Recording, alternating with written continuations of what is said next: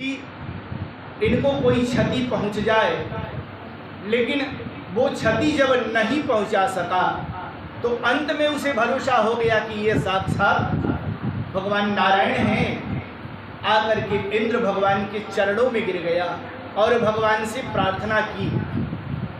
कई श्लोकों में इंद्र ने भगवान से प्रार्थना की कि विशुद्ध सत्वं तव धाम शांतम तमोमयं ध्वस्त रजस्तमस्क मायामयोऽयं गुणसंप्रवाहो न विद्यते ते ग्रहणानुबंध कुतूनु तद्दीप तव ईश तत्कृता लोभादयो ये बुधलिंग भावा तथापि दंडम भगवान विवर्ति धर्मस्य गुप्तै खलनिधाय। हे प्रभु, हम तो अज्ञानी हैं और आपका स्वरूप परम शांतमय है, ज्ञानमय है। आप में रजोगुण और तमोगुण इन दोनों का लेस मात्र भी नहीं है। आप तो बिल्कुल सत्य प्रधान हैं और हम ठहरे माया के वशीभूत जीव। हम आपकी लीलाओं को नहीं समझ सके, इसलिए हे प्रभु आप हमें क्षमा करें। इस तरह कई श्लोकों में इंद्र ने जब प्रार्थना की तो भगवान ने उन्हें क्षमा किया। कहा कि देखो, इस तरह बिना सोचे समझे कोई भी काम नहीं करना चाहिए। तुम जानते थे जब मैं माता के गर्भ में आया उस समय भी तुम वहाँ उपस्थित थे, तुमने हमारी स्वागत की और तुम ही कैसे भूल गए कि मैं ब्रह्मा नहीं हूँ। बहुत फटकार लगाई भगवान कृष्ण ने इंद्र को। अब इंद्र त्राही त्राही कर रहे थे। अंत में भगवान ने उन्हें क्षमा प्रदान किया। इंद्र ने भगवान की बृहद पूजा की। उसी समय कामधेनु की माता सुरभि वहाँ उपस्थित हुई और सुरभि गाय ने भगवान से गोकुल में गायों की रक्षा करने का भार दिया भगवान को। अपने दुग्ध से इंद्र ने अपने ऐरावत को भेज करके आकाश गंगा का जल मंगाया और सुरभि के दुग्ध से और आकाश गंगा के जल से भगवान का इंद्र ने अभिषेक किया। और इसके बाद उस दिन भगवान को एक और नाम मिला, गोविंद, गोपाल। इस तरह भगवान के नाम बढ़ते गए जैसे जैसे भगवान की कर्म, सभी लोग कर्मों को देखते थे, उसके अनुसार भगवान के अलग अलग नाम।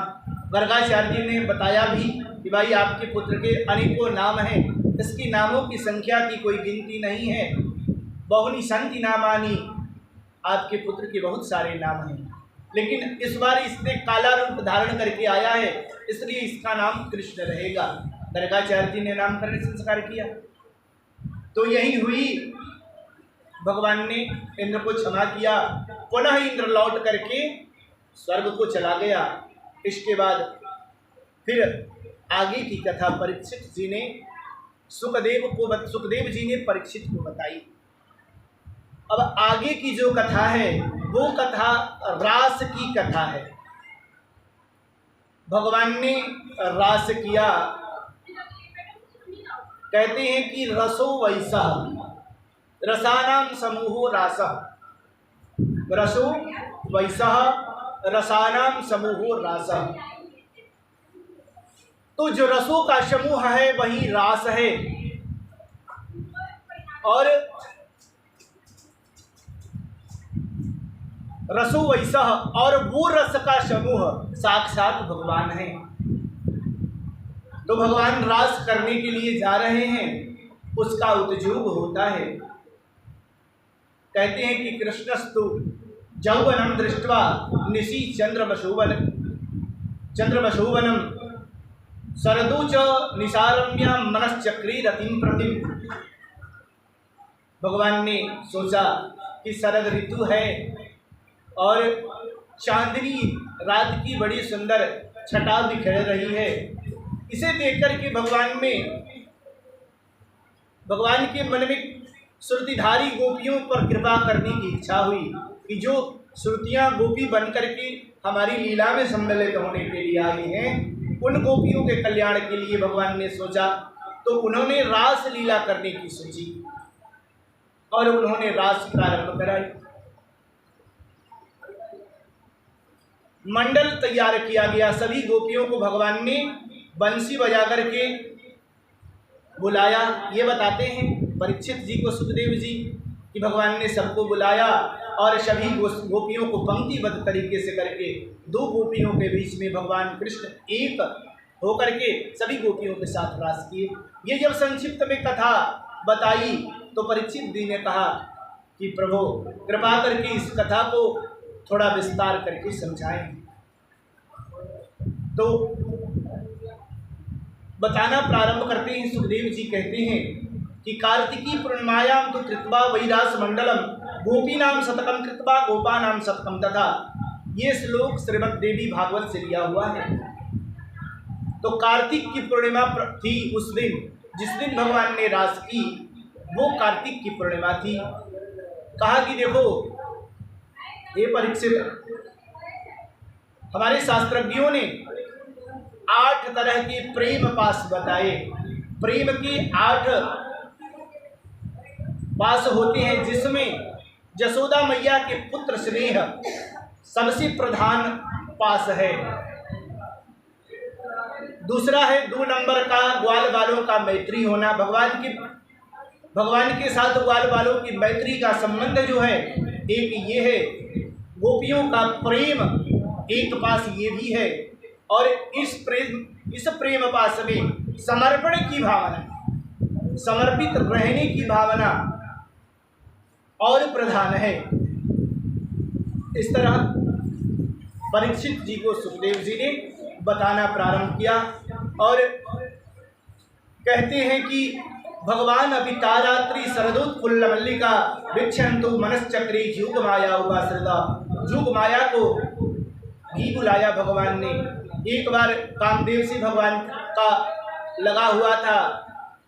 कामदेव ने कहा कि हम आपको भी विजय, आप पर भी विजय प्राप्त कर सकते हैं। उनके मन में गर्व हुआ था। तो भगवान ने कहा कि अभी तो नहीं, समय आने पर तुम्हारी परीक्षा ली जाएगी। तो कामदेव भी उपस्थित थे। जब रास होने लगा तो रास में कामदेव भी उपस्थित थे और उपस्थित होकर के वो गोपियों के हृदय में निवास कर गए। और इतनी अपनी शक्ति से कामदेव ने गोपियों को इतनी उत्तेजित किया भगवान को परास्त करने के लिए, लेकिन भगवान पर उनका कोई असर नहीं था। इसीलिए भगवान को अच्युत कहते हैं। भगवान कृष्ण का एक नाम अच्युत भी है। तो समय पाकर के भगवान ने सोचा कि चलो अब रास करते हैं। तो सबसे पहले भगवान को याद आई कि बहुत दिन तक ये बंसी हमारे कमर की शोभा बढ़ा रही है। आज इससे काम लेने का समय आ गया है। अभी तक हमने इसकी सेवा की है, इसकी सेवा हमने की है, अब इससे हम सेवा लेते हैं। कहते हैं कि संसेविता कर सरोज सुकल्प कल्पई पद्मा लकल कजनच्चामरबीज तत्वम सम्मानिता धुर सुधा विरहर निशंच सेवान रूप फल भक्ष विदेही साध्वी। कहा कि हे वंश के, अभी तक हमने तुमसे कोई सेवा, इस वृंदावन में जब से हम आए हैं, यहाँ हमारा जब से अवतार हुआ है, तब से हम तुम्हारी सेवा नहीं ले सके हैं। इसलिए अब तुम्हारी सेवा लेने का अवसर आया है। भगवान की बातों को, संस्कृत की बातों को छोड़िए। किसी कवि का, मुकुंद कवि हैं, मुकुंद कवि का भाव है इस विषय में। कहते हैं कि कल कंज के सीज पिसैन दई, कमर पर हमने तुम्हें सुलाया। कल कंज की सीज पिसैन दई अधराधर के तकिया सरसाई। और हमने कमर को बिस्तर बनाया। हे वंशी के, हमने अपने कमर को तुम्हारा बिस्तर बनाया। हमेशा तुम कमर पर विराजित रहती हो। और अधराधर की तकिया सरसाई, अपने निचले होठ पर रख करके और ऊपर से मैं तुम्हें मनोहार करता हूँ।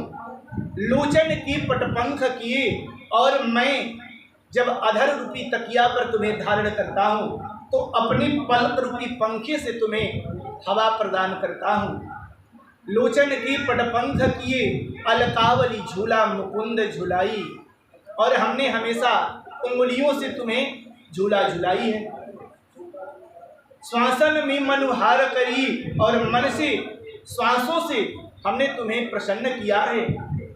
तुम्हारे क्षेत्रों को उंगलियों से अंगुली पग चापत लाड़ लड़ाई, कहते हैं कि अंगुलियों से हमने तुम्हें लाड़ लड़ाई, और श्वास से तुम्हारी मनोहार की।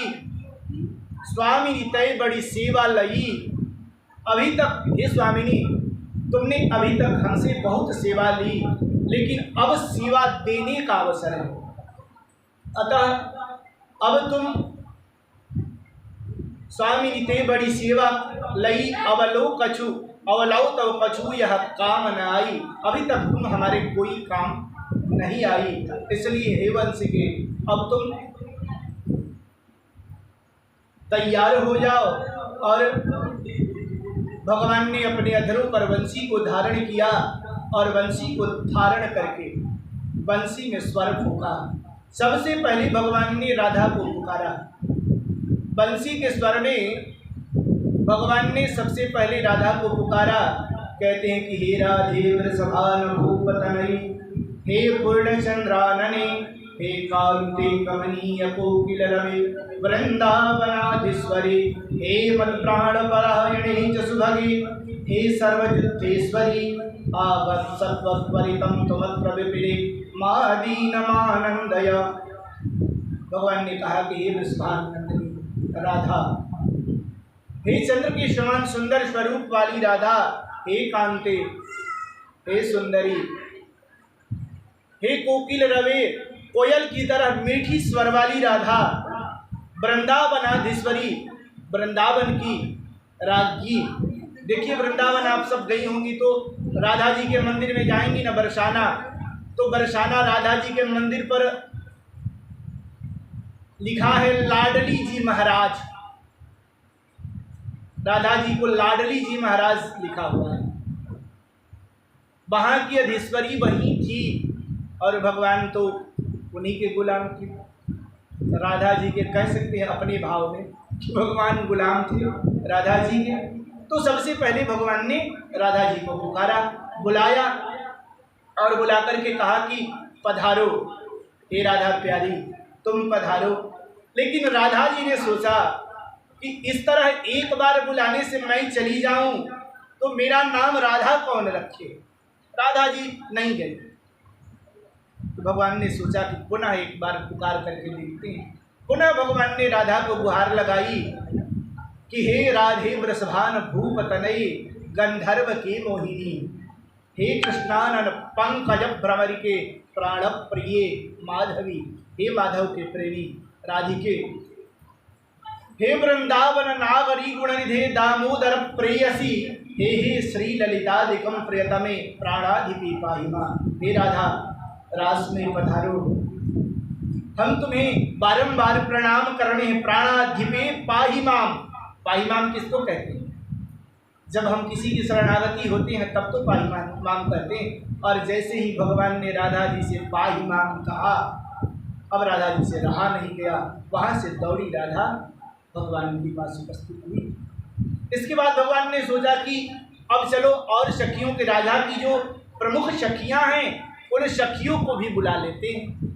तो राधा जी के प्रमुख सखियों, ललिता देवी जो प्रमुख सखियां थी, सबको भगवान ने पुनः अपनी बंसी के स्वर में, एक विशेषता थी जब भगवान गोपियों के लिए बंसी बजाते थे तो सिर्फ और सिर्फ वो बंसी की ध्वनि गोपियों को सुनाई देती थी, और किसी को वो बंसी सुनाई नहीं देती थी। तो फिर भगवान ने बंसी बजाई, हे श्यामे सुभगे स्वभाव चपले, चित्रे विशाखे प्रिय, हे चंद्रावली श्यामले चललिते, हे तुंगभद्रे रमे, हे भद्रे सुखदे चंपकलते, हे स्वर्णरेखे स्वभे, अन्यायां मम वल्लभां ब्रजपरे तास्तुर्यमागच्छत। हे विशाखा, हे श्यामा, हे सुभगा, हे चित्रे हे विशाखे चंद्रावली श्यामले ललिते तुंगभद्रे, सभी गोपियों को नाम लेकर के भगवान ने कहा कि मेरी जितनी भी प्राण वल्लभा हैं, राधा के बाद जो मेरी प्राण वल्लभा हैं वो सब यहाँ उपस्थित हो जाएं। भगवान ने बंसी बजाई तो बंसी की धुन को सुन करके सारी गोपियों के कान में जैसे ही बंसी की ध्वनि जाती है, सारी गोपियां व्याकुल हो जाती हैं और दौड़ी दौड़ी जो जहाँ थी, जिस काम में थी, सभी गोपियां दौड़ी दौड़ी भगवान के तरफ सारे कामों को छोड़ करके भगवान की बंसी के ध्वनि की तरफ आकर्षित होकर के खींचती हुई दौड़ी आ रही हैं। इसमें हमारे रसखान जी, एक हमारे मुस्लिम कवि थे रसखान वृंदावन के, उन्होंने लिखा है बजी रसखान बजी है, सुन के को गोप कुमारी नजी है कदाचित कामिनी को, तो हाल बेहाल और सो अजी है बचावे को कौन उपाय, तियान पे मैन न सैन सजी है तो मेरो कहाँ बस है, सुनो बैरिन बांसुरी कैसे बजी है।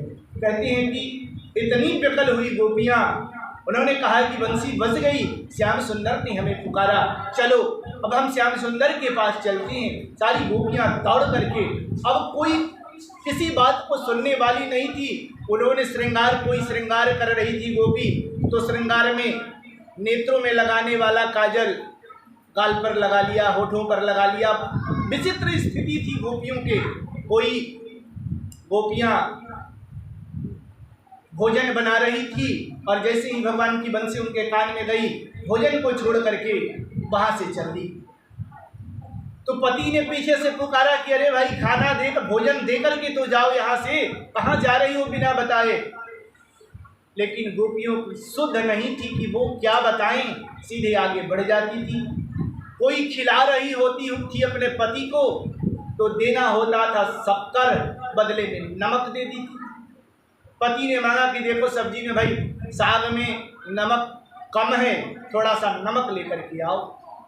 तो गोपी गई और नमक के बदले चीनी उठा करके, शुगर उठा करके ले जा करके डाल दिया। तो कोई गोपी दुग्ध दोहन कर रही थी, वैसे ही छोड़ करके वहीं पर बाल्टी छोड़ करके दौड़ी दौड़ी भगवान के तरफ चलने के लिए उद्यत हुई। तो कोई गोपी दूध खौला रही थी,